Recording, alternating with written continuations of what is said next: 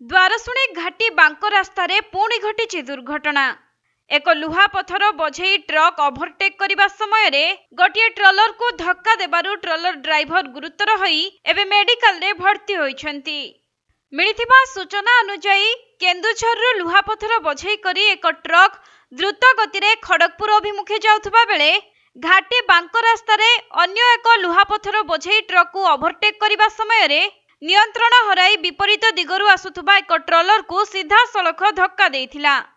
फलरे आखि पिचुड़ाके दुर्घटना घटी ट्रलर ड्राइवर गुरुतर होइथिले। परे तांको उद्धार करी मयूरभंज जिला बांग्रिपोसी स्वास्थ्य केन्द्र रे भर्ती करा जाइछि। अन्यपटे खबर पाई बांग्रिपोसी पुलिस घटनास्थल रे पहुंची दुर्घटनाग्रस्त गाड़ी को जबत करिथिबा जणा पड़िछि।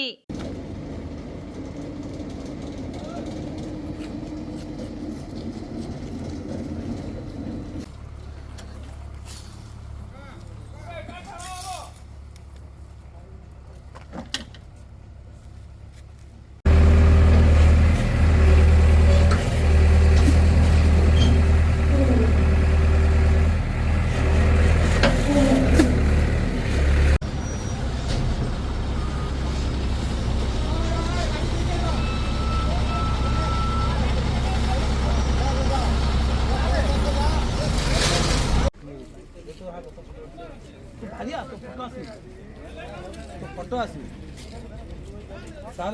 लाइट फाइट सब हेलो हां आवे प्रथम जेखन डाणी मारला हमरा बक्सा आइ मारला तर पर पांचटा मारला आरे दादारा माने पांचटा मुके